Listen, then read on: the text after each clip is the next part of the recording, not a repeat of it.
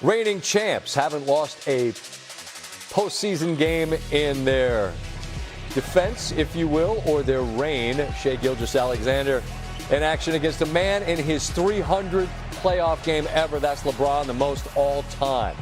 James here, looking for a whistle, didn't get one. Austin Reeves here, loses control, that goes the other way. SGA, easy two, and Redick, he is pleading his case, invited to be more constructive with your feedback, please. Gets a technical.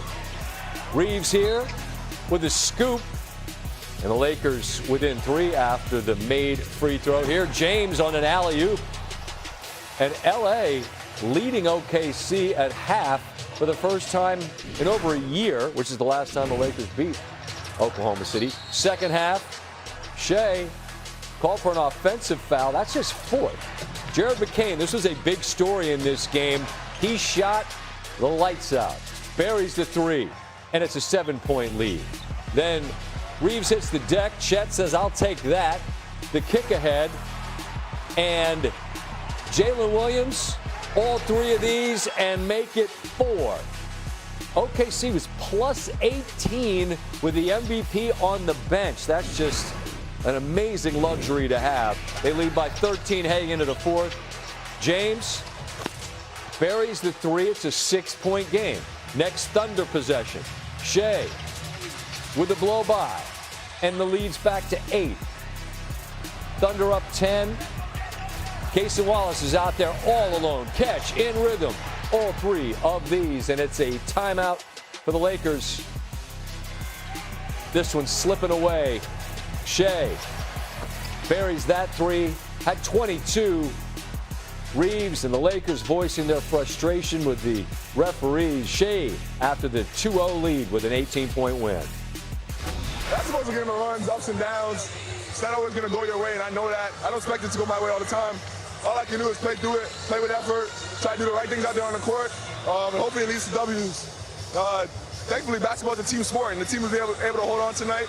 Built us a pretty good lead while I was out, but yeah, hats off to the guys. I feel like they were playing with more force.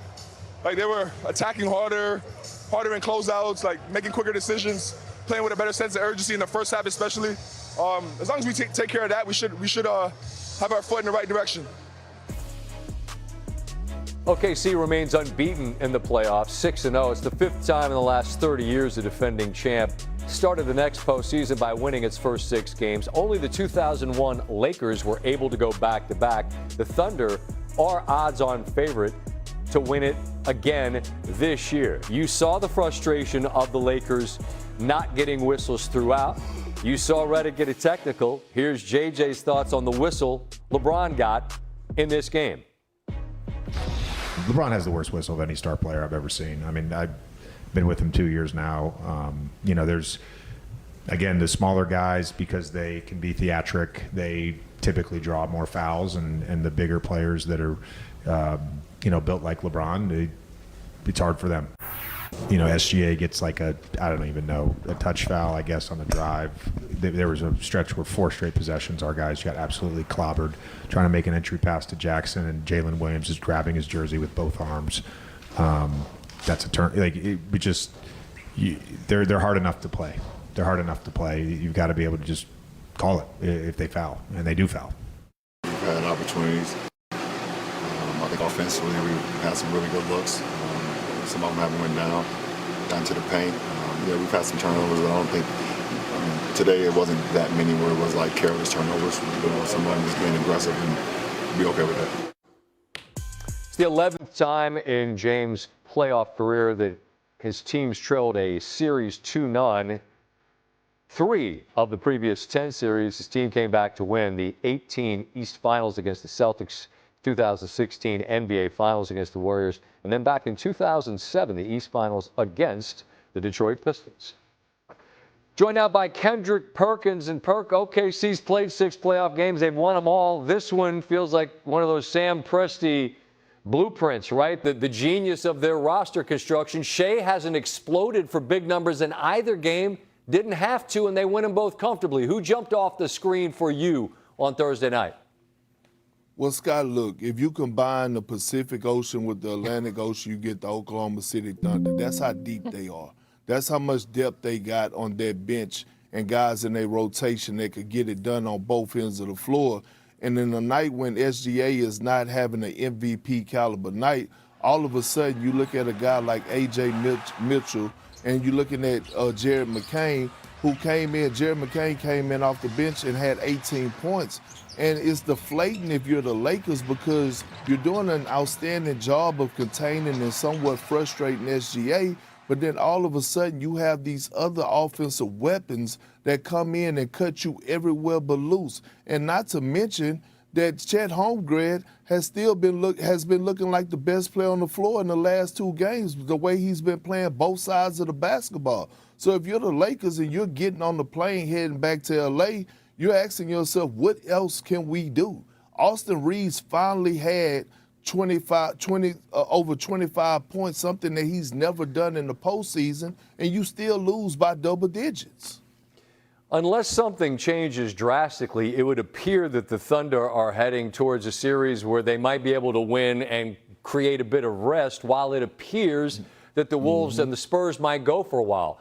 I know we're only 6 games in. You and I both vowed not to overreact, so I'm not doing that. I'm just asking, at this point, what concerns do the Thunder even have, big picture? They have none, Scott, to be honest with you. And you know why? Because they stay true to who they are and their identity. Their identity is they're one of the best defensive teams that we've seen in NBA history. And they hang their hats on forcing turnovers, getting out in transition, and they have high IQ guys that get it done. When you have perimeter defenders like they have, Luke Dortz, Cason Wallace, Alex Caruso, A.J. Mitchell, you know, the list goes on with bigs that know how to anchor the defense, that are versatile, being able to switch out on pick and rolls and guard smaller guards while protecting the basket. It's hell in hot water for their opponents. And so even when they're not scoring well, they're still going to defend at the highest level. Yep, they've played 6, won 6, and the one looks good in the West, and the one in the East gets their second victory as well. Perk, we'll talk to you about Detroit and Cleveland in a bit, all right? All right, Scott. As in right now, as Detroit taking on a Cleveland team who's not won yet on the road in this postseason. They had home court in round 1 against Orlando. Not the case here against the 1 seed. Early on, Tobias Harris with the miss, but the steal from Duncan Robinson, and that's the wrong guy to leave all alone. He cashes that triple. He had a big 17-point night. That mustache is something. Off the miss here, it's a scramble that leads to an Ausar Thompson